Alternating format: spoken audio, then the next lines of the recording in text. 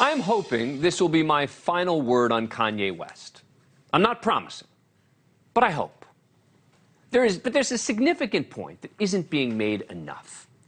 And that is, he thought he was too powerful, too big, too important to care.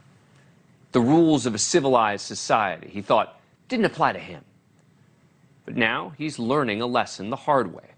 Late this afternoon, the shoe brand Skechers tells NewsNation that West was escorted out of their Los Angeles headquarters, saying in a statement, quote, "We condemn his recent divisive remarks and do not tolerate anti-Semitism or any other form of hate speech. The company would like to again stress that West showed up unannounced and uninvited to Skechers' corporate offices."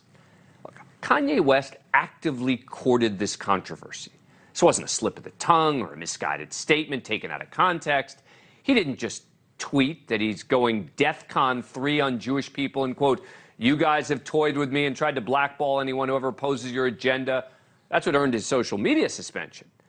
But he's repeatedly doubled down on his anti-Semitic comments. I'm not going to amplify all of them here. You get the idea from these comments to my NewsNation colleague, Chris Cuomo. The Jewish people that I'm talking about don't have to understand.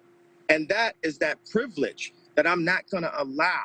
When I wore the White Lives Matter t-shirt, the Jewish underground media mafia already started attacking me.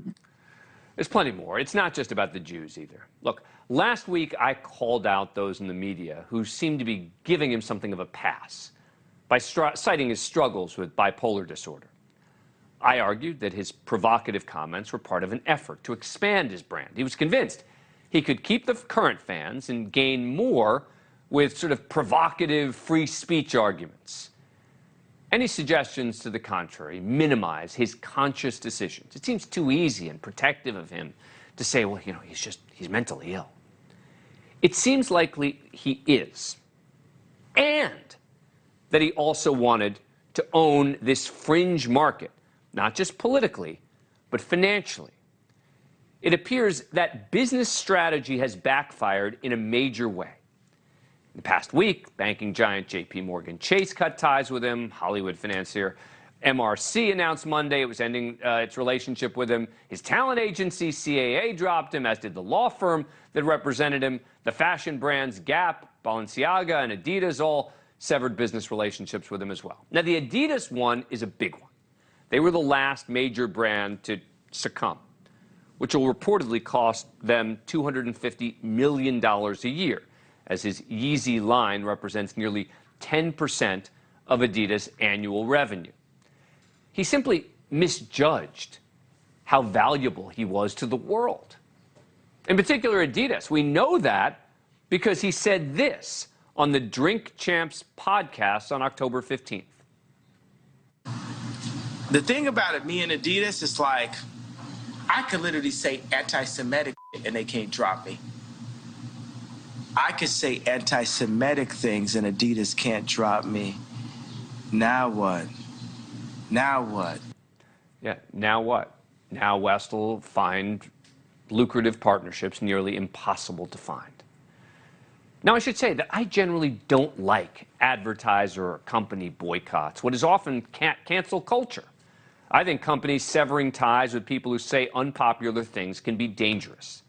I'd like to think in a consumer-facing business, consumers, rather than CEOs and corporate boards, can make those decisions. But they do often go hand in hand.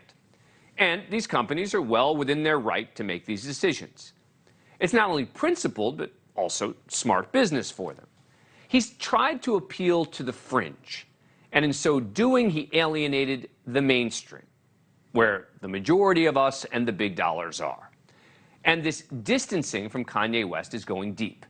Yesterday, two high-profile athletes, Rams All-Pro Aaron Donald and Celtic All-Star Jaylen Brown, cut ties with West's Donda Sports Agency.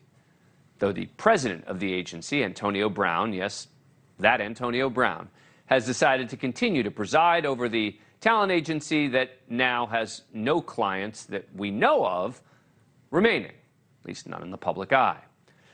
The bottom line, Kanye West thought he was untouchable. He thought he was bigger and better and more powerful than everyone else.